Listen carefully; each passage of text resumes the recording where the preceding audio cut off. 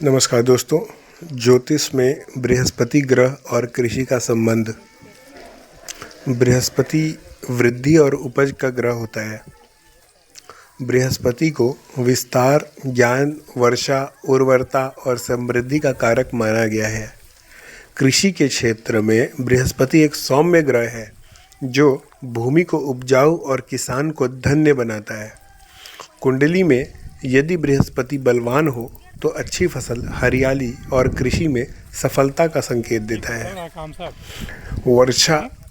वर्षा और फसल का चक्र, भूमि का उपजाऊपन होना या कृषि करना किसी भी व्यक्ति के भाग्य में या कुंडली में किसी भी जातक के यदि कृषि का बृहस्पति ग्रह यदि उनका मजबूत हो तो उनको कृषि कार्य करना काफ़ी अच्छा हितकर होता है।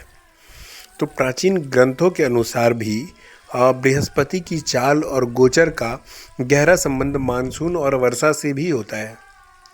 ठीक है, तो पहले के लोग क्या करते थे, जैसे कि एक नक्षत्र, विशेष नक्षत्र देखकर ही अपनी कृषि की जाती थी। जैसे कि अगर धान वगैरह का वो करना हो, आपको रोपा लगाना हो या फिर जो भी हो, उसकी समृद्धि के लिए गीत वगैरह भी गाया जाता था। तो ये कल्चरल एक वो रहता था, है ना। तो उसी हिसाब से कृषि वगैरह होती थी।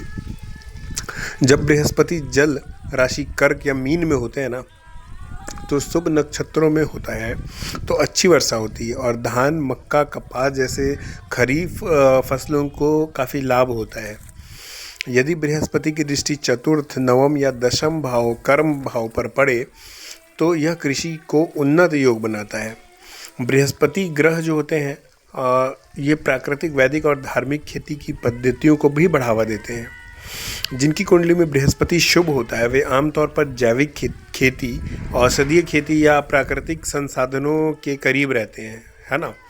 तो और जो भी है, इनकी यदि बृहस्पति निर्बल या पीड़ित होते हैं तो ये उपाय किया जा सकता है कि प्रतिदिन ओम ब्रिम बृहस्पतये नमः मंत्र का 108 बार जाप करें।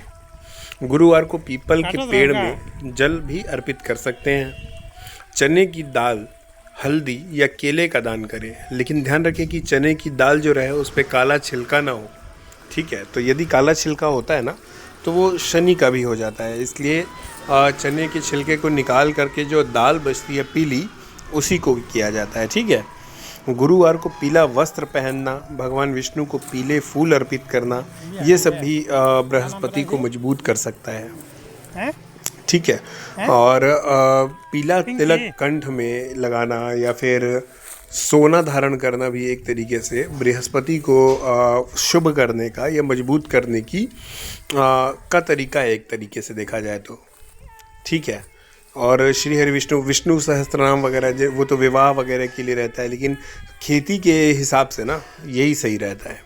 तो जिन भी जातक के कुंडली में 10वें ग्रह पे अगर पहले चतुर्थ, अगर चौथे भाव पे, 9वें भाव पे या 10वें भाव पे बृहस्पति की दृष्टि हो, 9वीं दृष्टि तो मतलब कमाल की होती है, दृष्टि हो तो उनको कृषि कार्य करना चाहिए और कृषि कार्य में काफ़ी आगे तक करके वो जाते हैं। तो इन्हीं सब जानकारियों के साथ अपने शब्दों को विराम देना चाहेंगे। एक बार प्रेम से बोलिए श्री वृंदावन बिहारी लाल की जय। जय श्री कृष्णा।